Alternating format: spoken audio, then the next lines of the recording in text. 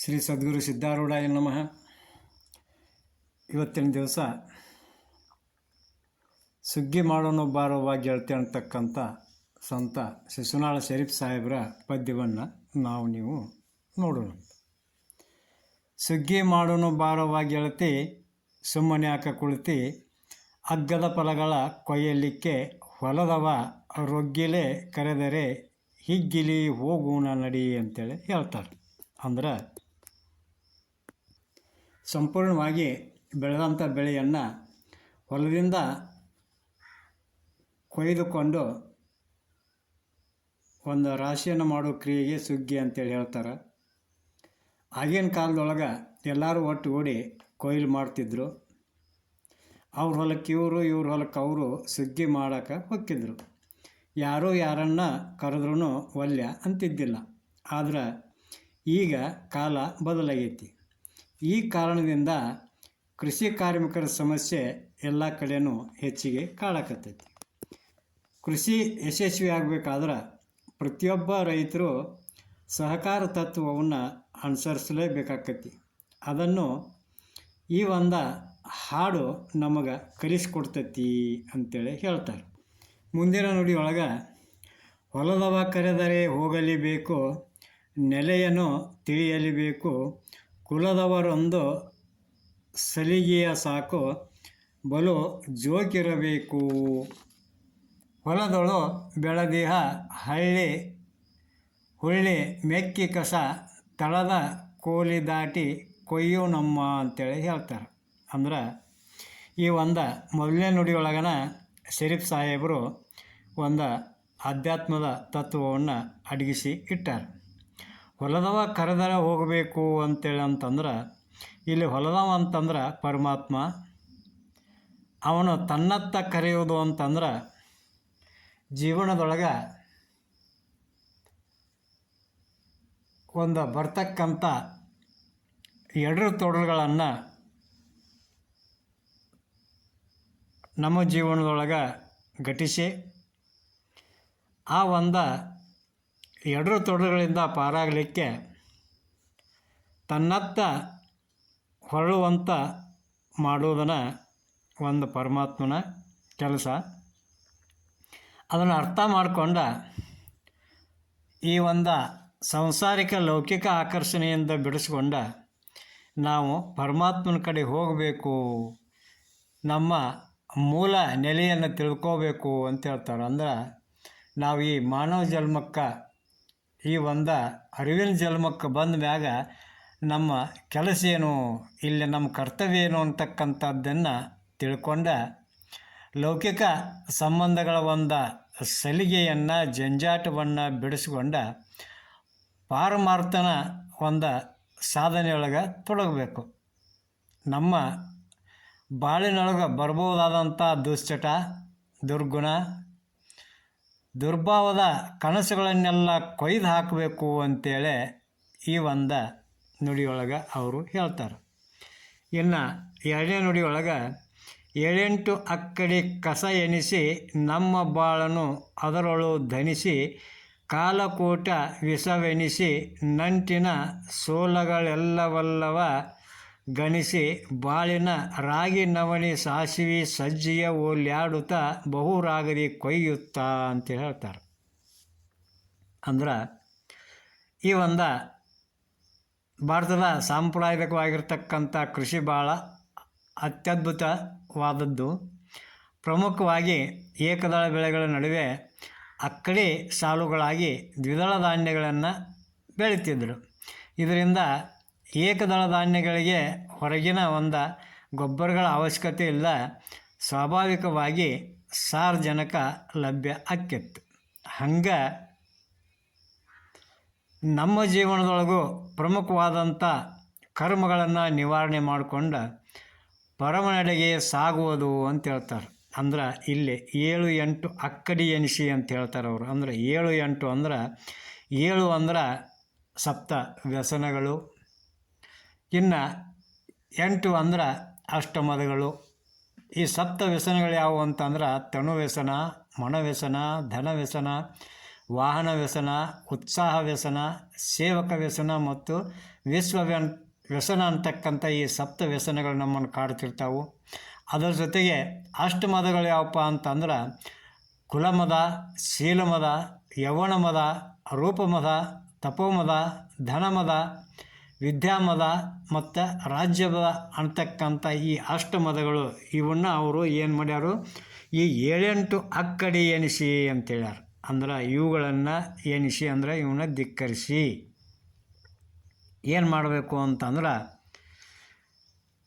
ಇವುಗಳನ್ನು ನಿವಾರಿಸಿಕೊಂಡ ಅಥವಾ ಇವುಗಳನ್ನು ನಿವಾರಿಸಿಕೊಳ್ಳೋದ್ರೊಳಗೆ ನಮ್ಮ ಬದುಕನ್ನು ನಾವು ದಣಿಸ್ಬೇಕಲ್ಲ ಹೊರತಾಗಿ ಸಂಸಾರಿಕ ಒಂದು ಜಂಜಾಟಕ್ಕೆ ದಣಿಸಬಾರ್ದು ಅಂತೇಳಿ ಈ ಒಂದು ನುಡಿಯೊಳಗೆ ಅವರು ಹೇಳ್ತಾರೆ.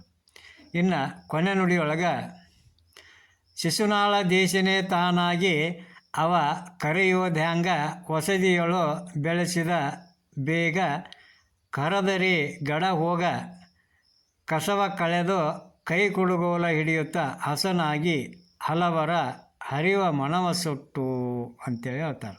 ಅಂದ್ರೆ ಆ ಶಿಶುನಾಳ ದೇಶನಾಗಿರ್ತಕ್ಕಂಥ ಪರಮಾತ್ಮ ಅವ ಕರೆದಾಗ ಅವ ಹೆಂಗೆ ಕರಿತಾನು ಅಂತಂದ್ರೆ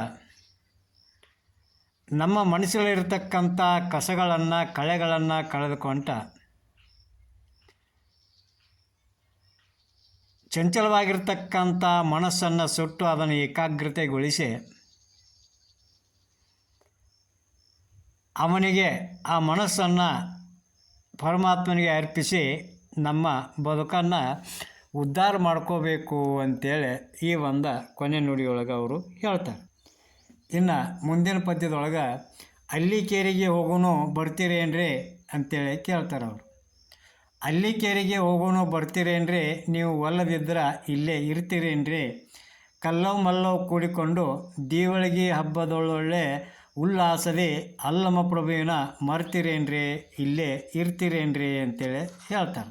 ಅಂದ್ರೆ ದೀಪಾವಳಿಯ ಒಂದು ಹಬ್ಬವಾದ ನಂತರ ಹೆಣ್ಣು ಮಕ್ಕಳೆಲ್ಲ ಸೇರಿಕೊಂಡು ಆಚರಿಸುವಂಥ ಒಂದು ಸಂಭ್ರಾಚನೆ ಇದು. ವಿವಿಧ ರೀತಿಯ ಅಡುಗೆ ಮಾಡಿಕೊಂಡು ಊರ ಹೊರಗೆ ಹೋಗಿ ಹಾಡುತ್ತಾ ಕುಣಿಯುತ್ತಾ ದೇವರ ಸ್ಮರಣೆ ಮಾಡುತ್ತಾ ಊಟ ಮಾಡಿಕೊಂಡು ಬರುವಂಥ ಒಂದು ಈ ಕಾರ್ಯಕ್ರಮ. ಈ ಒಂದು ಪದ್ಧತಿಯನ್ನು ಶರೀಫ್ ಸಾಹೇಬರು ಆಧ್ಯಾತ್ಮೀಕರಣಗೊಳಿಸಿ ಅಲ್ಲಮ ಪ್ರಭುವಿನ ದರ್ಶನವನ್ನು ಮಾಡಾಕು ಅಂತೇಳಿ ಉಳಿದ ಗೆಳತಿಯರನ್ನು ಇಲ್ಲಿ ಅವರು ಕರೀಲಿಕ್ಕತ್ತಾರ. ಮಡಿಯನೊಟ್ಟು ಮೀಸಲದಡಿಗೆ ಮಾಡಬೇಕ್ರಿ, ಅದಕ್ಕೆ ತಡವಾದರೆ ನಿಮ್ಮ ಗಡುವೆ ನಮಗ್ಯಾಕ್ರಿ, ಒಡೆಯೋ ಗಾರಿಗೆ ಹೂರಣ ಗಡಬು ಕಡಲಿ ಪಚ್ಚಡಿ ಕಟ್ಟಿನಾಮ್ರ ಚಟಿಗೆ ಮುಚ್ಚಳ ಗಡಿಗೆ ಬಾಣದ ಎಡಗೆ ಜೋಕ್ರೆ, ನೀವು ದೇವರ ಗುಡಿಗೆ ದೃಢದಿ ಹೋಗಿ ಧೂಪವ ಹಾಕ್ರಿ ಅಂತ ಹೇಳ್ತಾರೆ. ಅಂದ್ರೆ ಹೊರಗೆ ಹೆಂಗೆ ನಾವು ಶುಚಿ ಮಾಡ್ತೀವಿ, ಮಡಿ ಅಂತ ಮಾಡ್ಕೋತೀವಿ, ಹಂಗೆ ಒಳಗೆ ನಮ್ಮ ಮನಸ್ಸನ್ನು ಕೂಡ ಶುಚಿ ಮಾಡ್ಕೊಂಡು ಶುದ್ಧ ಮಾಡ್ಕೊಂಡಿದ್ದನ ಮಡಿ ಅಂತೇಳಿ ಹೇಳ್ತಾರೆ. ಈ ಒಂದು ನಿರ್ಮಲವಾಗಿರ್ತಕ್ಕಂಥ ಮಡಿಯನ್ನು ಅಳವಡಿಸ್ಕೊಂಡು ಅಡುಗೆ ಮಾಡಬೇಕು. ಥರದ ರುಚಿಯ ವಿಧವಾದಂಥ ಒಂದು ಪದಾರ್ಥಗಳನ್ನು ಅಡುಗೆಗಳನ್ನು ತಯಾರು ಮಾಡಿಕೊಂಡು ತಡ ಮಾಡ್ದನ ಬೇಗ ನೀವು ಹೊರಟು ಬರ್ರಿ, ನೀವು ತಡ ಮಾಡಿದ್ರೆ ನಿಮ್ಮ ಸಹವಾಸ ನಮಗೆ ಬೇಡ ಅಂತ ಹೇಳ್ತಾರೆ. ಅಂದ್ರೆ ಯಾರೋ ತಮ್ಮ ಮನಸ್ಸಿನ ಒಂದು ನೈರ್ಮಲ್ಯವನ್ನು ಕಳ್ಕೊಂಡು ಶುದ್ಧ ಚಿತ್ತರಾಗಿ ಶುದ್ಧ ಮನಸ್ಸುಳ್ಳವರಾಗಿ ಯಾರು ಬರ್ತೀರೋ ಅವರು ಬರ್ರಿ, ತಡ ಆದ್ರೆ ನಿಮ್ಮ ಸಹವಾಸ ನಮಗೆ ಬೇಡ ಅಂತಂದ್ರೆ ಯಾರೋ ಮನಸ್ಸಿನ ಚಂಚಲತೆಯನ್ನು ಕಳೆದುಕೊಳ್ಳದ ಇನ್ನೂ ಒಂದು ವಿಷಯಾಸಕ್ತಿದೊಳಗೆ ಇಂಥವರು ಇರ್ತಾರಲ್ಲ, ಅಂಥವ್ರ ಸಹವಾಸ ನಮಗೆ ಬೇಡ ಅಂತ ಹೇಳೋದಕ್ಕೆ ಇಲ್ಲಿ ಅವರು ಹೇಳ್ಯಾರ. ಭಕ್ತಿಯಿಂದ ಗುಡಿಯಲ್ಲಿ ಧೂಪವ ಹಾಕಿ ಮುಂದೆ ಹೋಗೋಣ ಅಂತ ಹೇಳ್ತಾರೆ. ಅಂದ್ರೆ ನಮ್ಮಲ್ಲಿರ್ತಕ್ಕಂಥ ದುರ್ಗುಣಗಳನ್ನು ವಿಷಯಾಸಕ್ತಿಗಳನ್ನು ಆ ಪರಮಾತ್ಮನ ಅಡಿಗೆ ಹಾಕಿ ನಾವು ಆ ಒಂದು ದೀಪವನ್ನು ಬೆಳಗ್ಗೆ ಧೂಪವನ್ನು ಹಾಕಿ ಮುಂದೆ ಹೋಗೋಣ ಅಂತೇಳಿ ಹೇಳ್ತಾರೆ. ಇನ್ನು ಮುಂದಿನ ನುಡಿಯೊಳಗೆ ನೀರು ತರುವ ಕೆರೆಯ ಬದಿಯೊಳು ಜಾರು ಥರದ ಬುರುಜಿನೊಳು ಬಾಜಾರ ಹೂಡ್ರೆ ಮುಂದೆ ಪಾರುಗಾಣವಂತ ಸುಸರಿ ತಂದು ಇಡ್ರಿ ಅಂತೇಳಿ ಹೇಳ್ತಾರೆ. ಊರ ಹೊರಗೆ ಸಾರಿ ಮೀರಿದ ಸ್ಥಳವನ್ನು ನೋಡ್ರೆ ಅದನ್ನು ಸೇರದಿದ್ದರೆ ನಿಮ್ಮ ಸ್ನೇಹ ನಮಗೆ ಬ್ಯಾಡ್ರೆ ಮೂರು ಗಿರಿಯ ಮರೆಯೊಳಿರುವಂಥ ನೀರು ತರುವ ಕೆರೆಯ ಬೂದಿಯಳು ಚಾರು ಥರದ ಬುರುಜಿನೊಳು ಬಾಜಾರ ಹೂಡ್ರೆ ಮುಂದೆ ಪಾರುಗಾಣುವಂಥ ಸುಸರಿ ತಂದು ಇಡ್ರಿ ಅಂತ ಹೇಳ್ತಾರೆ. ಅಂದ್ರೆ ಊರ ಹೊರಗೆ ಒಂದು ಪ್ರಶಾಂತವಾದಂಥ ಜಾಗವನ್ನು ಹುಡುಕ್ರಿ ಎಂಬುದು ಅಂತೇಳಿ ಒಂದು ಅರ್ಥ. ಆದ್ರೆ ದೇಹದಲ್ಲಿರ್ತಕ್ಕಂಥ ಮೀರಿದ ಜಾಗ ಅಂತಂದ್ರೆ ಸಹಸ್ರಾರದಲ್ಲಿ ಜಾಗವನ್ನು ಮಾಡ್ಕೊಳ್ರಿ.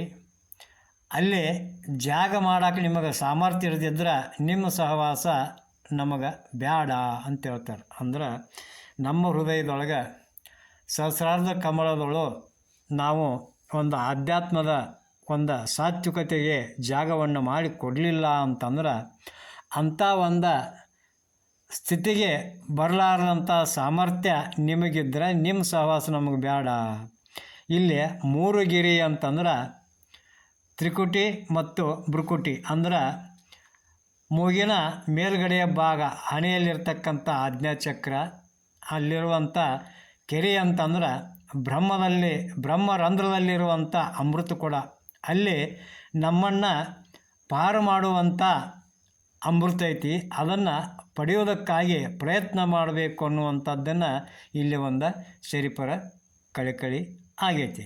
ಇನ್ನು ಮುಂದಿನ ನುಡಿಯೊಳಗೆ ವಸತಿಯೊಳ ಶಿಶುನಾಳಧೀಶನ ನೋಡ್ರೆ ಹೇಸಿ ವ್ಯಸನಿಕರಾದವರೆಲ್ಲ ಇದಕ್ಕೆ ಬರಲೇಬ್ಯಾಡ್ರೆ ಕುಶಲದಿಂದ ಕೋಲ ಪಿಡಿದು ಹಸನಾಗಿ ಪದಗಳ ನುಡಿದು ರಸಿಕರಾದವರೆಲ್ಲ ಬಂದು ಕೇಳ್ರೆ ತುಸು ಕಸರು ಇದ್ದರೆ ಇಲ್ಲಿ ಅದನ್ನು ತಿದ್ದಿ ಹೇಳ್ರಿ ಅಂತ ಹೇಳ್ತಾರೆ. ನಿಜವಾಗಿಯೂ ಪರಮಾತ್ಮನ ಮೇಲೆ ಭಕ್ತಿ ಉಳ್ಳವ್ರು ಮಾತ್ರ ಈ ಒಂದು ಸಂಭ್ರಾಚರಣೆಗೆ ಬರ್ರಿ, ಅಂದ್ರೆ ಅಲ್ಲಿ ಕೆರೆಗೆ ಬರ್ರಿ. ಯಾವ ಆಧ್ಯಾತ್ಮಿಕತೆ ಸತ್ಸಂಗ ಅಂತಕ್ಕಂಥ ಅಲ್ಲಿ ಕೆರೆಗೆ ಬರ್ರಿ ಅಂತೇಳಿ ಅವರು ಕರೀತಾರೆ. ಇನ್ನು ಕೆಟ್ಟ ಚಟ ಇರುವ ಅವರು ಈ ಸಂಭ್ರಮಕ್ಕೆ ಬರುವುದು ಬೇಡ. ಬಂದವರೆಲ್ಲರೂ ಸಂಭ್ರಮದಿಂದ ಕೋಲಾಟದ ಪದಗಳನ್ನು ಆಡ್ರಿ. ಆಡ್ಕೊಂತ ನಮ್ಮಲ್ಲಿ ಏನಾದರೂ ದೋಷ ಕಂಡು ಬಂದ್ರೆ, ನಮ್ಮಲ್ಲಿ ಏನಾದರೂ ಅಂದ್ರೆ ನಾ ಹೇಳೋದ್ರಲ್ಲಿ ಏನಾದರೂ ದೋಷ ಇದ್ರೆ ಅದನ್ನು ತಿದ್ದಿ ಹೇಳ್ರಿ ಅಂತೇಳಿ ಈ ಒಂದು ಪದ್ಯದ ತಾತ್ಪರ್ಯ ಅಂತೇಳಿ ಹೇಳುವಲ್ಲಿಗೆ ಬೋಧ ಒಂದೇ ಬ್ರಹ್ಮನಾದ ಒಂದೇ ಶಿಶುನಾಳಧೀಶನ ಭಾಷೆ ಒಂದೇ ಅಂತ ಹೇಳ್ತಾ ಇವತ್ತಿನ ಪ್ರವಚನಕ್ಕೆ ಮಂಗಲವನ್ನು ನೀಡೋಣಂತ. ಜೈ ಮಂಗಳಂ, ಜೈ ನಮಃ ಪಾರ್ವತೀಪತೆ ಶಿವ ಹರ ಹರ ಮಹಾದೇವ. ಶ್ರೀ ಸದ್ಗುರು ಸಿದ್ಧಾರೂಢಾಯ ನಮಃ. ಶ್ರೀಮನ್ಯ ಜೀವನ ಶಿವಯೋಗಿ ಮಹಾರಾಜ್ ಕಿ ಜೈ.